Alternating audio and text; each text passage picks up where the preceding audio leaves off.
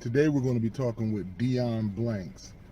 Dionne is the founder of the Wealth Boot Camp, which is a program she also runs for children. She's also the founder of the Economic Empowerment Circle. It offers credit repair, financial literacy, as well as one-on-one real estate investing for, those of us who are interested in real estate investment.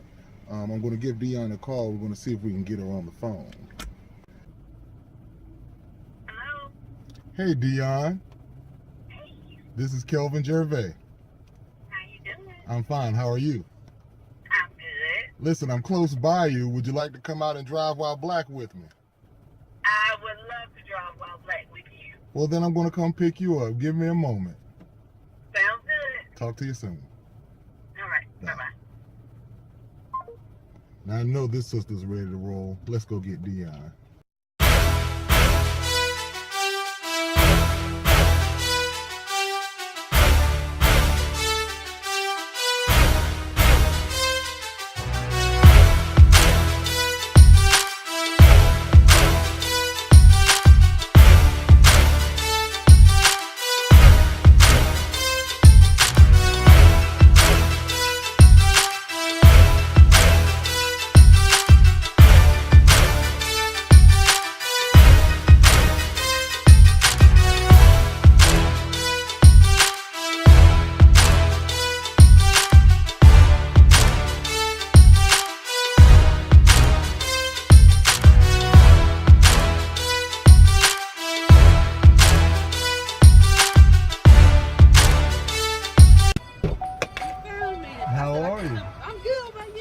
Magnificent. How are you doing? You said a little bit of construction going on. I said, shoot, not so much. Well, actually, I come to this area for I came to a couple of events at that CAM. That's the CAM something right there, right? I think so. Yeah, right there at the corner. Rock CAM Rock, something like that. I don't know exactly what it stands for, but it's something like that. How are you, Dionne? I am good. I cannot complain. Speak to everybody. Hi. Now, nice little concoction you got going on here. Thank you. Go ahead. I already introduced, your everything that you're into, which is a lot. When I saw your text, I was like, man, I am sleeping too much. She is doing all of this and still maintaining. How many hours of sleep did she get? Oh my, you know what? About 6 hours. 6 hours? I need. Oh, 6 to 7 hours. Yeah, that's good. That's about decent. Oh man, well, I'm doing something wrong because I knocked down about 3 hours and I still don't do well. Wow. That's personal. Maybe that's something I have to work on. I'd be like a zombie. So 3 hours. But introduce yourself, please. Tell me. My name is Dionne Blanks. I am the CEO of the Economic Empowerment Circle. We specialize in financial literacy, events, and also coaching. I'm also a real estate investor. So that's what I love to do. Now, when you say special events and coaching, be more specific with that, because that could be a lot of things. It could be. Yeah, so I do speaking engagements for college students on budgeting, debt, credit. We also do credit repair. So I can teach you how to repair your own credit, but if you don't have time or the interest, we can definitely take that on for those people who are credit challenged. I'm gonna say that. And also for wealth boot camps. We do wealth boot camps for young adults and kind of walk them through the process of all this involved with being financially responsible, so that they can get to the point where they can start thinking about wealth. Okay. As opposed to just being consumers, that type of thing. Now, you say you do the wealth boot camps, and I most definitely want to thank you personally for doing my wealth boot camp at the 2017 Grassroots Economics I had Festival. A ball. It was so much fun. Let me tell you, and it was so amazing because, we knew that it was for the youth, but I saw so many adults in there, and then I saw adults getting paper and taking notes, and I'm like, I have to come see what's going on. And just for the brief moment, because I was walking around, but for the brief moment, what I heard was like, this is for children. But adults are really into it. Absolutely. And we're really into it and really were supporting it, but they were also learning from supporting it. That's so that the is thing. like, because we're not taught about it in school. Right. When I teach kids, sometimes it's the first time the adults have ever heard or thought about wealth building and some of the concepts. True. So yeah, absolutely. After the boot camp, they were coming up and still asking questions and stuff like that. But for the kids, I just kind of make it more interactive, which nobody likes to be just, you know, preach to all the time. Right, So right. putting like games into it and callbacks and stuff like that, it makes it interactive for children and adults, whoever's in there. Well, I know for myself personally, you know, I learned finance the way a majority of us did, trial and error. Ooh, that's a tough way to learn. Yes, I did too. It's a tough way to learn, you know. It can be advantageous if you learn from it though, you know. But that is true, and I'm gonna tell you, I was humble. I was a finance major in college. Okay. So, but I went to school because I like money. I knew I liked money, but I didn't know that in college they don't really teach you about personal finance. They teach you how to manage corporate finance. You know, the financial statements of a corporation and stuff like that. So whenever I got out and I still made financial blunders, I was like, I must be, you know, something's wrong with me. But no, I had to realize they didn't teach me really what I needed to know as far as personal finance. So how did you realize that? Because that's interesting, because, you know, a lot of us never realize it until repo time or until foreclosure time, or, you know, was it a trauma? Was it tragic that made you learn, or did you just it was through going through like a situation where I incurred debt. And you know what, I justified it. It wasn't necessarily clothes and stuff. Now in college, I'm gonna tell you, it was clothes, and I went to A&T, of course. You got to come to school, you know, correct. Come to class correct. Aggie Pride, you know, I had to get that in there. So yeah, all the girls, you know, they were dressed up and hair and nails and everything. I'm like, I want that too. And you know, we're from Southgate, which is you know, it's not a, you know, a rich place as far as money. I love, you know, Southgate, period. But it's rich in culture, but the economic. No, it's not, you know, it's kind of low income or whatever. So I did not have what a lot of people had as far as resources. So I charged it in order to just get whatever I wanted and party and stuff like that. They caught up with me after school, and even after I graduated, going into business. For myself, I owned a boutique for 5 years. It was a natural hair care store. I didn't know that. Yeah, I sure did in Montes Plaza, my brother's Statue Side Plaza. It was called Nienzo Natural Boutique. Yes, loved it. But again, I didn't have anybody in my family really who had ever opened a retail location. So all of that was trial and error. And I looked up and I was like, whoa, this is a lot of debt to be carrying.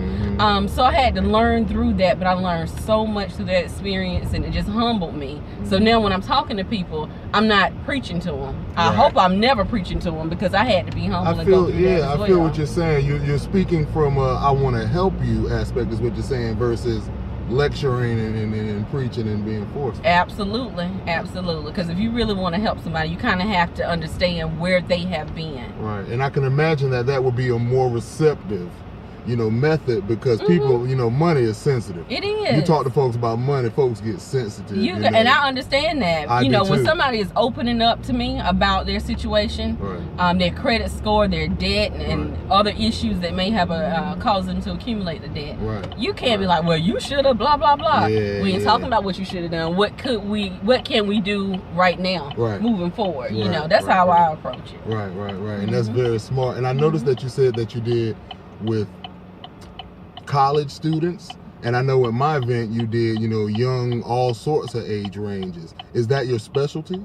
I like getting to the children first, because they have the ability to understand before they even get into it. You know, so I'm trying to catch them. I guess you could say it was my specialty. I like talking to women as well, because a lot of times women head up the household. Indeed. And they make a lot of the financial decisions. They decide what you're gonna cook, what they're gonna cook. So they're in charge of health and wealth, is how I like to think about it. Indeed. So I would say, you know, women for sure, and also children as well. Indeed.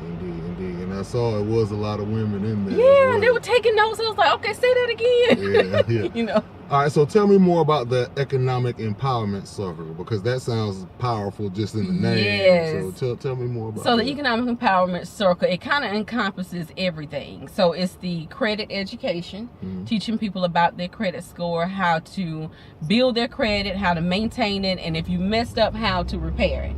So that's one part of it. And also the financial literacy workshops or the wealth boot camps. That's going out talking to high school students or middle school students. Elementary, I can talk to them, but I prefer, middle school and up, that type of thing, or either certain women's groups or different types of organizations. Okay. And I also do one-on-one coaching for real estate investors. We're starting that up. Haven't started it yet, but by the summer of this year, we should have that going up. My husband and I have been investing since 2002, and it has been a blessing to my life. So when you say investing, because a lot of folks don't know this, because I remember at one point in time I didn't know this, but these are not just like, even though we know buying a home to live in is a sort of an investment, but you're not limited to just buying homes to I mean, you're speaking on investment, commercial properties, anything that you can actually invest in as real estate. Absolutely. Okay. So for us, it has been residential properties. I know my brother, he's into the commercial properties as far as renting out to people who have businesses. So I rent it from him for my business. Right. So kept it kind of all in the family like that. Right. So I love that. That's the best way to be. Absolutely. That's right. That's absolutely. Right. I would not have rather paid anybody else other than my brother rent for, as long as I had my store. So that was awesome. And it's business too. It is. It is business. So, and about that, one thing that I do know from having a business, going off a little bit, we have to pay each other what the value that they provide. And no discounts. Don't add, don't assume about discounts and stuff like that, because they have bills to pay too. That's right. But we do residential investing. So we have flip houses as far as going into a community, buying the house, and then fixing it up and selling it to someone who wants to live there. And I'm from Southeast Raleigh, so when we started, there were a lot of condemned houses or houses that had just been sitting there. So we were able to go into the communities where we wanted it to, to bring it up and sell it to people who we knew, or either people who. That's powerful. Absolutely. That's powerful. Absolutely. That's powerful. So I love that. Yeah, now we're into holding it, buying and hold, as opposed to flipping. So we would buy a house, we would still fix it up, but we would rent it to someone who needed a safe, nice place to stay. Right. And then we provide that for them, and they pay us rent like that. So that's what has enabled me to, free up some of my time so I can do what I want to do. Right. And I want to see other people be able to do that as well, because we have a lot of gifts. And sometimes sitting in the office in the cube might not give us the lifestyle that we necessarily want. Yes. And there are people who need our gifts. Well, the reality is, sitting in that cubicle, and we're not knocking anybody. Everybody has a bit of food on their table. Absolutely. But speaking to the dreamers, it's not designed, the 9 to 5 is not designed to make you wealthy. That is absolutely The 9 to 5 is not designed to allow you to buy several homes or several. It's actually designed to just get you to the next week. Absolutely. So there is, a way that you can get past it. But, Dr. Claude Anderson said one time that the only way you're going to get rich working a 9 to 5 is if you steal. Oh. We don't want to do that. And we don't want to do that, he didn't mean that literally. But you can sort of guess what he's saying. That was just him verifying that you're not going to get rich working 9 to 5. That is absolutely correct. And even if you do have to, for those who do work 9 to 5s, and do have those dreams, you have to put forth, as I'm sure you did and would agree, that time for yourself if you do want to, have that, live out your dream. Absolutely. Even if you work 8 to 5, at least 6 to 10 needs to be dedicated to you. Don't work all day for somebody else and not put in any effort towards your dreams or your goals. That's right. You have to kind of figure out what goal you have and look at your job as a venture capitalist to your dream. So if you want to invest in real estate and you have a job, don't hate going to work. You say, okay, they're gonna help me get my assets so I can create wealth. Indeed. And then you'll be able to be free and do whatever you want to do. So you mentioned that you teach financial literacy as well. Amongst the Black African Americans, what do you find is the most illiterate, just from your experience, not saying everywhere in the world, but from your experience, what problem of illiteracy as far as finance? I think now understanding how small amounts invested over long periods of time can add up to millions. You speaking my heart with that. Yes, that's why. See, that's why I love. Because why save this $10 and I can't do anything with this $10? I'm going to blow this $10 because I can't save this $10. But if you take $10, say if you blow it on eating out every day or whatever, after 30 days you got $300. Right. Now you take that $300, you invest it. Over a period, say if I get to somebody who's 21 and they, invest $300 over, into from 21 to 65 into retirement, or hopefully earlier than that. Right. But at like 8%, which is normal for like the stock market. Yeah, it's gonna go up and down, but average it might be, about 8%. You're talking about millions. Millions. So that's my heart. That's why I like, talking to the kids and the young adults before they go out and they just blow money. Like, oh, I can't do that with this little $10 a day. But yeah, you can. Yeah, you have to know what to do with it. I used to think that. So do you offer suggestions for what them do? I know you probably listen to what they would like to do, as far as the youth, but do you have suggestions? Maybe not as far as, playing the stock market at 17, 18, or is that valuable? Yeah, absolutely. In the class, I show a video of a young guy. He's 15 years old. His mom taught him how to invest in the stock market. And now at 15, he has a portfolio that's over $50,000. And I mean, he's just starting. He's just 15 years old. So she told him, if you're going to buy Nike shoes, you will invest in Nike. So he invested in Nike, and now when he sees other people wearing Nikes, he's like, yeah, I own a piece of that. So, they might not even be to the point where they want to invest right now, but understanding that they can own a piece of what they are wearing or buying is powerful. It really is. So everybody can own stock. So they can do that as well, but we also offer up options as far as earning income. At that age, even if they're not interested in investing in stocks and bonds, I introduce them to like real estate investing and also business ownership. And I teach them how to kind of go inside and understand that everybody has gifts and talents, skills and abilities that they can use to make money for themselves. If you are good at something, even if it's singing or something like that, people will pay you to sing. You have to market yourself in that direction. Indeed. So for them, it's just powerful, especially my black boys. I have 2 black boys. I love them to pieces. But I always teach them that if nobody gives you a job, you can't just go home and sit down and eat Krispy Kreme all day. You better figure out what you are good at and figure out how to monetize that. Right. So when you say that you introduce them to it, that doesn't mean, as far as the corporation goes, that you just tell them about it, give them a few shots and a few hints and pointers, and then, they go on about their business. No, not at all. So for example, you have a situation with your company where, you follow these individuals, even to the point where, maybe they're growing up, and 2-3 years down the road from when they were 16 to when they're now 19, they maybe are paying you to do maybe investments and things for them, like talk now, more about I won't that. ever, I won't say ever, but I don't actually suggest individual stocks to anyone. I give them the information so they'll be able to research stocks on their own and make their own decisions. So, I don't give them the fish. I teach them how to fish. Yeah, exactly. I don't get into that. Because sometimes it kind of skews your view on certain things. If you, nothing against financial advisors or anything like that, but if you're getting paid to market a certain product, what if that product is not good for everybody? So if I give you the information, then they'll be able to take that and go along and decide for themselves what's best. If that company is not best, they'll be able to go to another company that might be better suited for their needs. I do have the Facebook page and also a newsletter that I send to children who attend any of the workshops. And some of them, after one of them, one of the participants emailed me and said, they started a pet sitting business because they identified something they like to do. And so one of their neighbors was going out of town, so he was pet sitting their hamster and got paid to do that. Hamster requires pet sitting. I'm like, I used to own hamsters.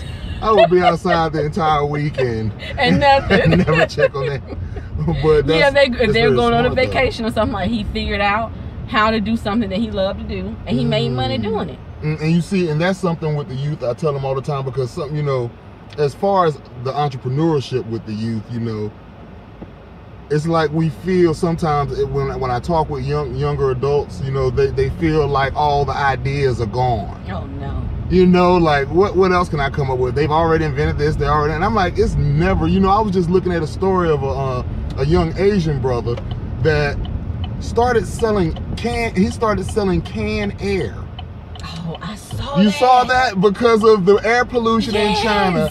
He started, and in 10 months, he had a $6 million business. You know what? And I ain't mad at him. Selling air. Not mad at him. Here we yes. are with this terrible air for free, and he has air from all different parts, from the Himalayas, from places that he Yes. goes and sells air. That is unbelievable. You can't hate on him though. That's There's his business. that's his business, and that was his idea. So, and I say all that to say that, you know, there's never a shortage Right. of ideas. And that's the thing that we have to get over, is that I call it the spirit of lack. You know, and start thinking in abundance. Say that again. Absolutely. We have to get out of the spirit of lack and start understanding that there is abundance. There is abundance. And it's enough for you. Even if somebody else has done something, they're not you. Indeed. They don't have your Indeed. background. They don't have your experience, your personality, your heart, any of that That's a kind of fact. stuff. That's a fact. I mean, when Ford came out with the car, everybody, you know, nobody else was going like, you know, we don't need any more cars. We don't need a different type of cars. I'm only going to drive this car from here on out. Exactly. Yeah. Exactly. What if Whitney would have said, "Oh, they got a bunch of singers already." Yeah, Whitney, we would have had no Whitney Houston. Right. So there's, that's a deep. Absolutely. That's deep. So with the credit repair, is this every form of credit? When you say credit repair, this encompasses everything. This encompasses specifically because you see, personal credit. and I say that, well, I mean personal credit, yes, but as opposed to business credit. I say that because, you know, you see on the side of the road those signs that people say credit repair, do this, do that. It's a temporary fix. That's the thing. That allows you to get a car during tax season, and then your credit is right back, you know. So, and this is why I hesitated to even difference. offer credit repair services. And I would rather, to be honest, offer the education. That's me. I would rather teach you how to do it. But I do understand that I can tell people what to do all day long, but sometimes they don't have the time to do it. And so I said, let me go ahead and offer this as a service to them. But for credit repair, you do have to be extremely careful whenever you're going with a credit repair company, and make sure that it's reputable. Because if they just get your file and they say, okay, we're just about to send letters to everybody, dispute everything, you are more than likely going to have those items pop back on your credit report as soon as they're able to verify. Right. So, you know, it's a good temporary fix. I wouldn't even say it's a good temporary fix. It is a temporary fix to, you know, be able to temporarily get that off. And the credit repair bureaus, or the credit bureaus, have 30 days to remove anything that is inaccurate or unverifiable. So it's a good idea for anybody to be able to pull their credit report on their own. You can get a free one from annualcreditreport.com. You can get it from all 3 credit reporting agencies, which is Equifax, TransUnion, and Experian. So you can get all 3 for free. And thanks for that, Jewel, because a lot of folks, especially young ones, you know, they hear credit and they know credit, but even some adults I know, but you just identify the 3 major ones. Yes, those are the 3 major ones. Don't even know. They think that it's just that one. No, there are 3, and it's a good idea because every creditor does not report to every credit bureau. So you may have something on Equifax that's not on TransUnion, and you would not know that unless you went ahead and pulled all 3 credit reports at the same time and compared them across all 3 reports. You need to make sure your name is correct and spelled correctly, your address is current, and ensure that you understand and know every single entry on your credit report. If you do not recognize something, there is nothing wrong with writing to the credit reporting agency asking them to verify this debt. If they don't do it within 30 days, they have to remove it. There are laws that require them to remove it, like the Credit Reporting Act. It requires them to remove it if they cannot verify it within 30 days. Okay, so with the Wealth Boot Camp, with the Economic Empowerment Circle, you know, what is your ultimate goal? Now, not necessarily the end game, like you're ready to retire and move to Jamaica. Oh, yeah, that is the plan. How do you know? I'm guessing. I believe all of us are ready to leave. Yes. But as far as, you know, with it being like, I'm satisfied. I like what's going on now, and the only thing left to do now is just improve on the greatness that I've created, because I know that day is coming. But what does it look like? How would you? For me, yes, for you, that looks like whenever I don't have to do anything, whenever all of my, first of all, when I have the lifestyle that I desire, my children's college, if they want to go to college, which I'm not requiring that they go to college, I am requiring that they continue their education, whether it's in a trade or business or whatever. They're still going to continue their education. But when I have them straight, I have, my mom who loved dearly. I love your mother. Oh my gosh. I love your mother. I love your Whenever mother. I can say, Ma, she already sat down. She enjoying her retirement. I want to be able to. Here at the seafood restaurant all the time. Yes, we love to eat. But yeah, and whenever I have my lifestyle that I want and everybody around me is taken care of with my residual income, not the income that I have to get up and work for, with my straight off my residual income from my assets, I can sit down. Okay. So as far as the groups, the company, where would you like the company to be sitting when you complete this? How would you like the company? Would you like to have 20 other youth teaching the wealth boot camps that you design? Like, what does that look like? Yes. What does the end game look like? The company, I want to create little me's. Not like necessarily little Dionne's, but I would be very excited about seeing those youth who take, the advice that I give or the information and knowledge that I have given, and take that and run with it. Like, pass the baton. Oh God, I would love that. That's my ultimate goal. Because this is kind of the first generation where we're able to do that type of thing, earn as much as we want to earn. The internet and the way that we are actually working in society now, it will allow us to do exactly that with our own talents and gifts, as opposed to having to go through you jump through hoops to get it done. I use my nephew as a perfect example. He's a producer, but he got found ism beats. Yes. So now he's producing for like Chris Brown and a lot of the big names, and he didn't have to. He worked hard to get his name out there. He taught himself how to do a lot of the things. But that social media, it is incredible what it would be able to do for you. So growing up and seeing these kids grow up in this age where they're able to control their own talents, it is a powerful time. So ultimately, I would love to train other people to do what I'm doing, and to teach the kids, the youth, women, whoever needs the information, to teach them this information and to see what they can do with it as far as building wealth. I've been in wealth management, or I was in wealth management for almost 20 years. And to see how wealth is passed from one generation to another, and to see like beneficiary accounts or that are set up for people's great-grandchildren. I'm like, whoa, we're a little bit behind. So, and it is, we just running fast as we can to try to catch up, this next generation, so we can be in this game too. Okay, so and being that you're in finance, I know your word will be golden. Explain the difference between having money and wealth. Oh gosh, my favorite way to explain this. I don't know if anybody has ever seen Chris Rock's special. Which one? Where he talks about the difference between being rich and being wealthy. And he was like, being rich, you can blow that with a drug habit over summertime. Indeed. But being wealthy, you cannot get rid of that. It is very hard to get rid of wealth. Rich is when you have money and you are working for that money. Wealthy is when you understand that yes, you have money, but you know how to put that money to work for you. Okay? So powerful. Wealth is associated with assets. Money is just money, it's just paper. That's powerful. But whenever you use that money, rich people have money. Okay, big deal.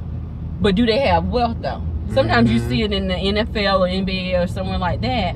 They have a lot of money, but they end up broke. You're like, how in the world did they end up broke? Because they spent their money.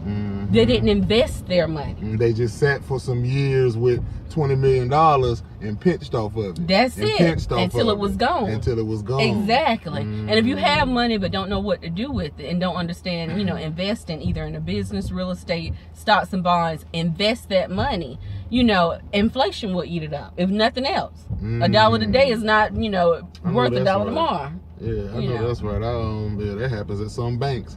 And the thing that trips me out about banks, and not knocking banks, of course, I have worked for many banks before, right. But they pay you 0.00001%, right. And then when you go back to borrow it, they charge you 20%. Yeah, so they keep that margin. Like, I know I had $12 in this account yesterday. Oh, and then they charge Why is fees. it only $6 in here now? I can't even use my debit card. Like, shout out to the banks for making me pay to watch my own money. Ooh, right? And then they loan your money to other people. Loan your money to other people. Oh man, that's a vicious cycle. It really is. That's a vicious cycle. But you can benefit from that as well if you borrow money from them, if you can make a profit from it. And you teach that as well? Absolutely. Just like we talked about before, you can buy a house for yourself. But I don't necessarily consider that an asset because it's not making me money. Right. But if I buy a house and I rent it out, so if I buy a house and the bank charges me $400, right. If I charge $1,000, which is less than going rate in Raleigh for a 3-bedroom, 2-bathroom, that's $600. The bank, I have used the bank at that point. Appreciate it. That's $600 a month that I can then turn around and invest in another asset. So for those who would like to get their youth or even just themselves involved and learn more, how can they reach you? Give me all the avenues of where they can reach you. Okay, they can reach me at info@economicempowermentcircle.com. They can reach me at, or they can visit the website, economicempowermentcircle.com. Or they can call me 919-279-2002. So any of those avenues, I will be there. What about Facebook? Oh, Instagram? Facebook. Yes, I have a Facebook as well. Social media. Social media for Facebook, the handle is facebook.com/economic empowerment circle. And Instagram, I'm new to Instagram, y'all. So. I know, I'm so terrible with Instagram. I'm terrible. Instagram gives me a headache. I'm learning though. I took a social media class with Lady Business. She is in Greensboro. Yeah, she came to Raleigh. Sister. Yeah, she was awesome. She had me feeling like I could do about anything. Yeah. But she's using her skill again. She is an amazing and I believe a couple of years back we chit chatted a little bit on Facebook, and I always shout out to you, sister. Yes. I haven't met her personally, but I keep up with her, and she is on the grind, and she really is very consistent. Absolutely. I've been following her for at least 5 or 6 years. Wow. And she literally on Facebook, and she upgrades every single time, and we recognize each other on social media because we always follow each other and keep up with, something. things like that. But that sister, so she got me right on Instagram, so I'll be coming to Instagram soon. So the handle for Instagram is instagram.com/economic empowerment. So do you have, I know you also just recently did the Harambe Festival. Yes. What's your next event? The next event, I'm organizing something. I can't say now. They're in the final stages of it. I love those. I love that. I know. It should be in one of the HBCUs in the area. I'll just say that. And it's to, of course, college students about budgeting. And yesterday I participated in another event called The Reality of Money at Southeast Raleigh High School. Shout out to Southeast that too. So shout out to Southeast Raleigh High School. So that was a great event. I was a volunteer at the help desk. So what it was is they were all given these pieces of paper, and it told them, if they were married or single, if they had children, if they had good credit or bad credit, like in make-believe world. Then they gave them a budget as far as how much they made per month, and they were able to, buy cell phones, cars, houses, everything that they wanted. And it was so funny. They would come to my table when they were negative, when they had spent out for the month. It was like, how in the world did this happen? I'm like, you're the finance lady. Yeah, they come to you with a negative. Exactly. So I help probably 30 kids understand that you cannot spend more than you have. Yes, you do have to budget, and also helping them to understand that it's about choices and options as well. So instead of buying the huge cell phone package for $150 a month, there were options where they could, choose a lesser cell phone package, for example, or drive get a used car as opposed to a new car, stuff like that. So it was very interesting. That's how we started. Yeah. Used cars. Yeah, correct. I probably would never buy a new car, even if I have it, to buy it just because it depreciates so much as soon as you drive it off the lot. It does not make sense. And these things aren't being taught, so I most definitely also, just from friends I know and from family, I thank you Absolutely for being in this community and teaching this, because as you said earlier, between real estate, between finance, budgeting, credit, we learn this trial and error. That's it. We're generally in our 30s and 40s before we actually learn how to make it work for us. And I know that's not the only way that it should be or can be. Right. That is absolutely true. As a matter of fact, it is kind of embarrassing. I used to think, oh God, it's so embarrassing. I can't believe I went through this and my debt was out the roof and I made this mistake with the business or real estate. I messed up on this or whatever. But we almost have to share it with people. You know, it's kind of selfish not to.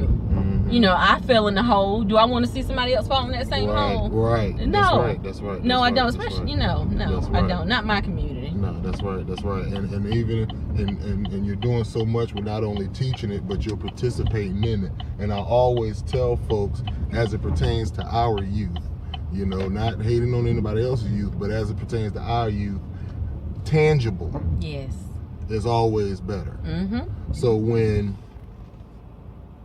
the child sees what you're talking about and sees that you're doing it versus you just telling them, or like you say, lecturing and just lecturing them and telling them to do this, do this, do this, do that, do that, keep your credit right, keep this right, and they don't see it, they're less likely to follow that model. That is absolutely correct. You know, they're less likely to follow the model. But when you say, this is how you do it, this is how you do it, and then you turn around and say, those are my 15 homes. That's it. That's, you know, that right there will most definitely encourage and inspire, you know, the black youth. And as I said, I thank you for putting that out here in this community. My Raleigh, pleasure. I love it. where we both grew up in. That's too. right. That's Southeast right. Raleigh. Southeast Raleigh, Southgate. That's it. Well, thank you for coming on the show. I'm most definitely have you again so everybody can see how you're growing. That sounds good. Thank you. You're welcome.